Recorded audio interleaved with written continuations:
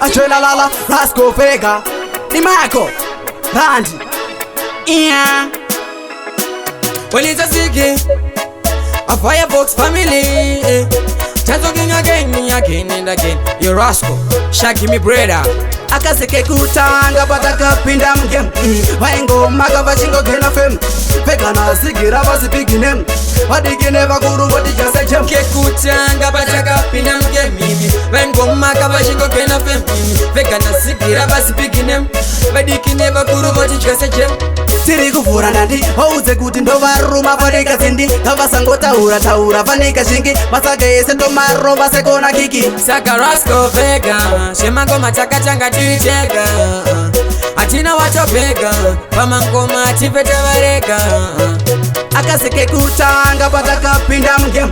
Vaingo maka vachingo gena fem Vegana sigira vasi piginem Vadigine vakuru vatija sechem Ke kutanga pataka pinda mgem Vaingo maka vachingo gena fem Vegana sigira vasi piginem Vadigine vakuru vatija sechem Ngoma redu rikunaka sema chakalaka Vachatitamba nyangwe vakati maka Ingori tachi faneka paka Tinozviziva rasa makande maka Kwese vari kutitaura Atimbomira mangoma tashaura Matsaga vese tavaura This time ndavasiya vachiyaura Akaseke kutanga pataka pinda mgem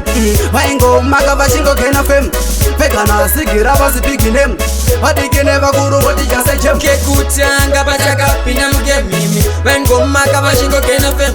Vegana sigira vasi piginem Vadigine vakuru vatija sechem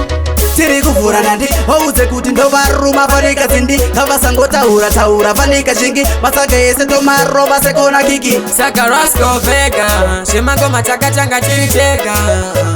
Atina watopeka, pamangoma tipeta vareka Akaseke kutanga pataka pinda mgem Vaingo maka vachingo gena fem Vegana sigira vasi piginem Vadigine vakuru vatija sechem Ke kutanga pataka pinda mgem Vaingo maka vachingo gena fem Vegana sigira vasi piginem Vadigine vakuru vatija sechem Akaseke kutanga pataka pinda mgem Vaingo maka vachingo gena fem Vegana sigira vasi piginem Vadigine vakuru vatija sechem Ke kutanga pataka pinda mgem Vaingo maka vachingo gena fem Vegana sigira vasi piginem Vadigine vakuru vatija sechem